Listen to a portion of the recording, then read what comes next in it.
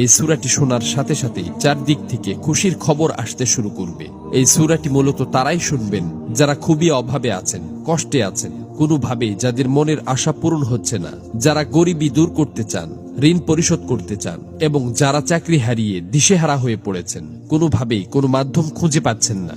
আজকের এই গুরুত্বপূর্ণ সূরাটি শুধুমাত্র তাদের জন্যই। কষ্ট করে সূরাটি আপনারা মনোযোগ দিয়ে প্রথম থেকে শেষ পর্যন্ত শুনুন।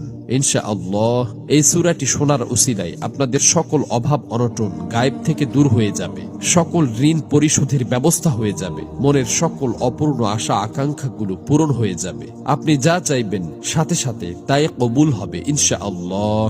প্রিয় বন্ধুরা, আল্লাহ পাক চাইলে সবকিছুই সম্ভব। এজন্য আল্লাহ তাআলার কোরআন মাজিদের সর্বশ্রেষ্ঠ এই সূরাটি শুনতে শুনতে আপনার মনের সকল নিয়ত, মনোবাসনা ও জীবনের সকল চাওয়াগুলো আল্লাহ তাআলার কাছে মনে মনে দোয়ার মাধ্যমে তুলে ধরবেন। আল্লাহ চান তো মুহূর্তেই আপনার জীবনটা পরিবর্তন হয়ে যাবে।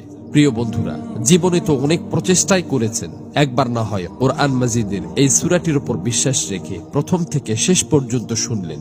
এই সূরাটি শোনার পর আপনি নিজেই বাধ্য হবেন আমার জন্য দোয়া করতে। এই সূরাটি এখন পর্যন্ত লক্ষ লক্ষ কোটি কোটি মানুষ শুনেছে এবং সকলের ভাগ্য অলৌকিকভাবে পরিবর্তন হয়ে গেছে। আমার কথা বিশ্বাস হচ্ছে না? তাহলে সূরাটি একবার শুনেই দেখুন। এই সূরাটি মূলত কোরআন মাজিদের অন্যতম গুরুত্বপূর্ণ ও পাওয়ারফুল একটি সূরা। সূরাটি এ পর্যন্ত যতজন শুনেছে ততজনের সকল নিয়ত আল্লাহ তাআলা পূরণ করে দিয়েছেন। মনের ইচ্ছা পূরণের জন্য এই সূরাটি সর্বশ্রেষ্ঠ সূরা। আমি শুধু মুখেই বলছি না, সূরাটি শোনার পর আপনারা নিজেরাই প্রমাণ দেখতে পাবেন। এজন্য কোরআন মাজিদের উপর বিশ্বাস রেখে দ্রুত সূরাটি একবার শুনে নিন। ইনশাআল্লাহ সাথে সাথেই রেজাল্ট পাবেন। মহান আল্লাহর কাছে দোয়া করি, হে আল্লাহ, যারা যে নিয়তে যে উদ্দেশ্যে এই সূরাটি সম্পূর্ণ শুনেছে এবং শুনবে, আপনি তাদের জীবনের সকল উদ্দেশ্য এবং মনের সকল আশা আকাঙ্ক্ষা গায়েব থেকে পূরণ করে দিন। আমিন।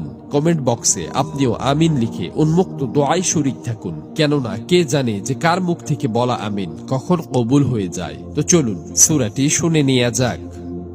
أعوذ بالله من الشيطان الرجيم بسم الله الرحمن الرحيم